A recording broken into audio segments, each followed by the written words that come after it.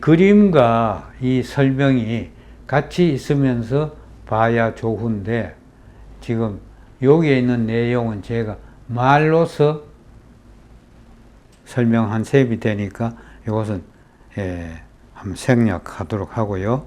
제 책에는 상세히 설명이 되어 있습니다.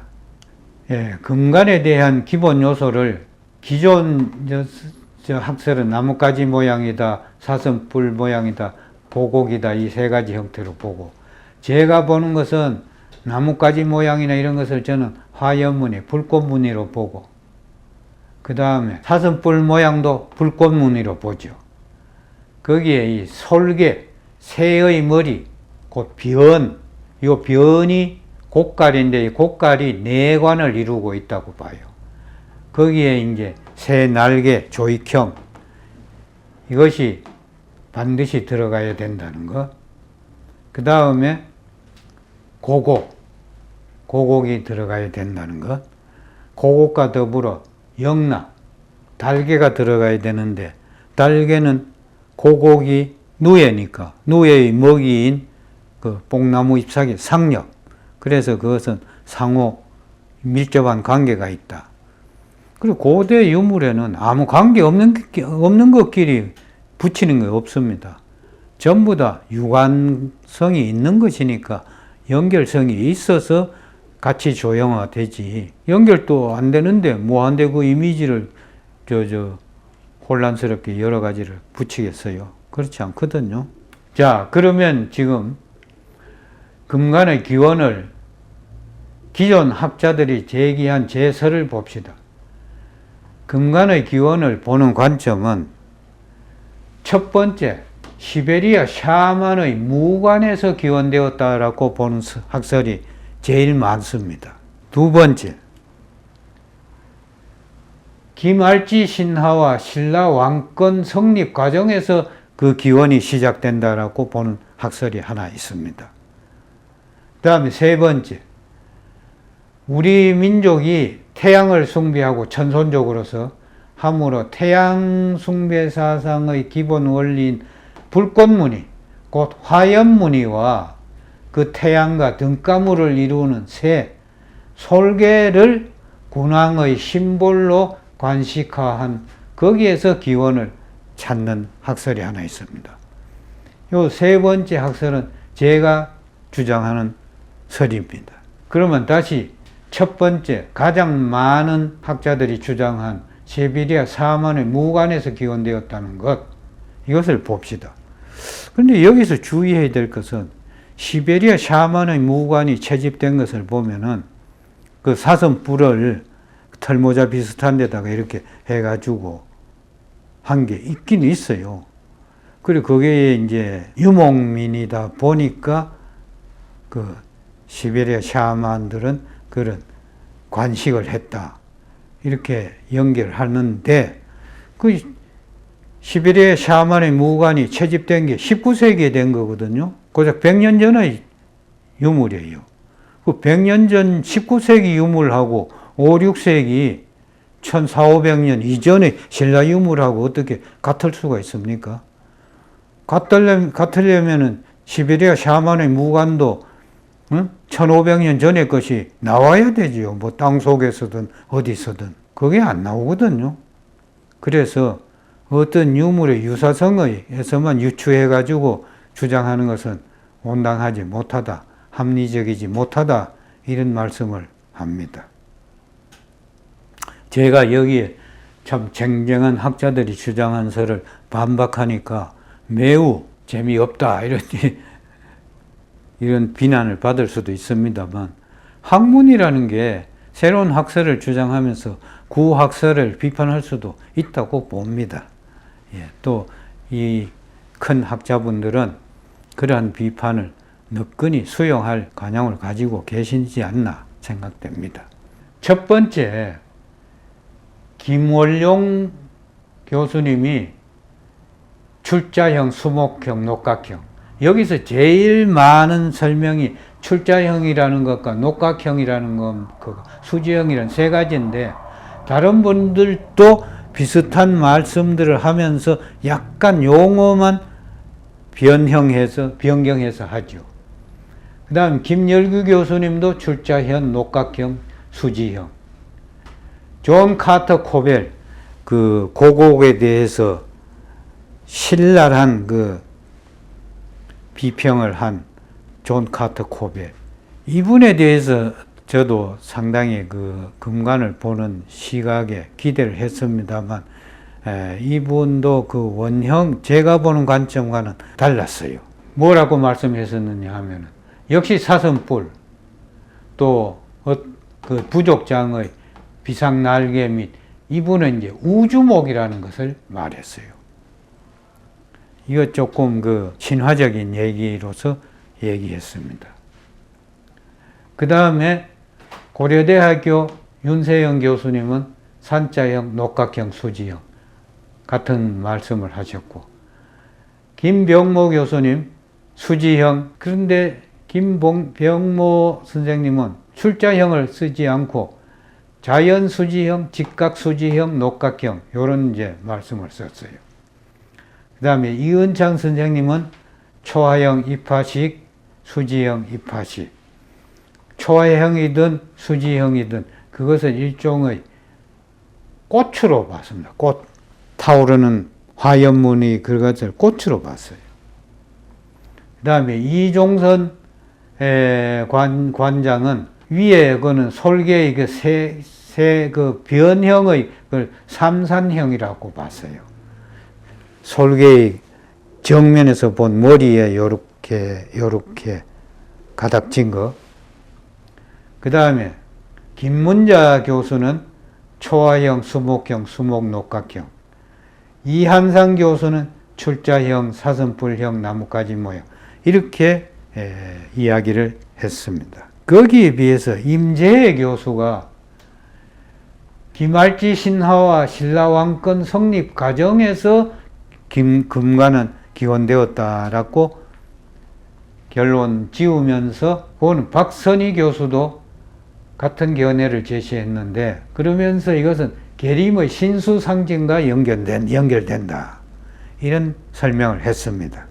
매우 그것을 강조하면서 길게 설명했어요. 그런데 금관의 선행 단계인 양식들이 출토되는 것을 어떻게 설명할 것이냐. 신라 금관의 양식은 신라 김씨 왕들의 출현과 더불어서 나온 것으로 이야기할 수 있긴 있어요. 그러나 그러한 금관의 선행 단계를 설명하려면 기원은 그 선행 단계도 설명을 해야 하는 것이 마땅하거든요. 그것은 고구려에도 있고 백제에도 있고 신라에도 있단 말이에요. 또 가야에도 있고. 그러한 금관의 선행 단계, 그것을 명확하게 짚으면서 이야기해야 좋겠다, 그 말씀입니다. 그래서 저는 그러한 사유의 상징, 원리인 태양 숭배, 또 빗살무늬, 가장 고기성, 가장 권위, 신분, 지위를 상징하는 데 있어서 그것만큼 뛰어난 것이 없기 때문에 그렇다. 그러고 보니까 서구의 관식도 전부 다 꽃무늬예요. 꽃무늬 이전에 화염무늬. 그거는 동서양이 화염무늬를 최고의 고귀한 문양으로 상징했다는 것을 알 수 있습니다. 그래서 저는 기존엔 수지형이라고 말하는 것은 화염문 진화 단계의 형태가 이 수지형이라고 볼 수 있는 것이고, 역시 녹각형도 마찬가지고 산자형도 마찬가지고, 출자형이라는 것은 역시 화염문이 직각으로 간동 그려진 상황을 말한다, 이렇게 정리를 하고자 합니다. 자, 그러면은 제가 이렇게 설명한 이야기에 대한 실물을 보도록 하겠습니다. 이게 이미 보았다시피 고구려 금동관이거든요. 청암리 토성에서 출토되었다고 하는 이 고구려 금동관을 보세요. 여기 지금 글씨가 확대되니까 깨어져서 죄송합니다만, 이게 화염문이에요, 전부. 또 이 화염무늬 안에 이 솔개 조형이 들어가 있고, 이러한 화염무늬가 간결화되면서 이와 같이 엇비슷한 나무형으로, 나무처럼 이렇게 이제 간단하게 디자인 되는 것이에요. 이거는 가야시대 때 거. 복천동 고분에서 나온 금동관.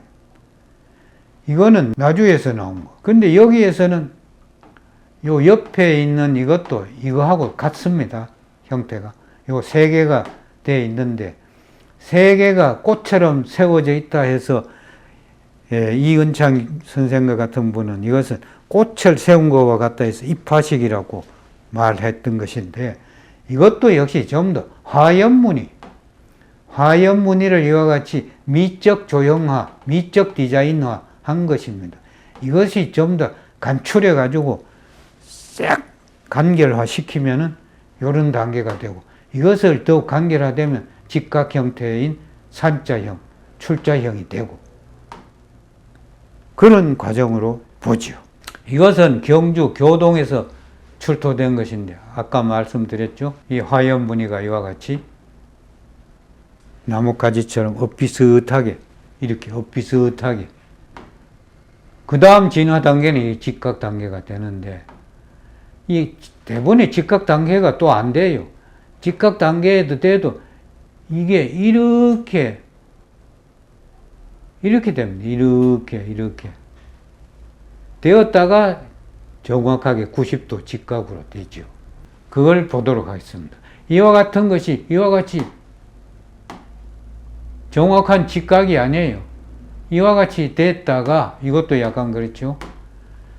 그랬다가 이와 같이 직각화 됩니다. 이건 전부 다 금동관입니다. 금동관. 금관이 아닙니다.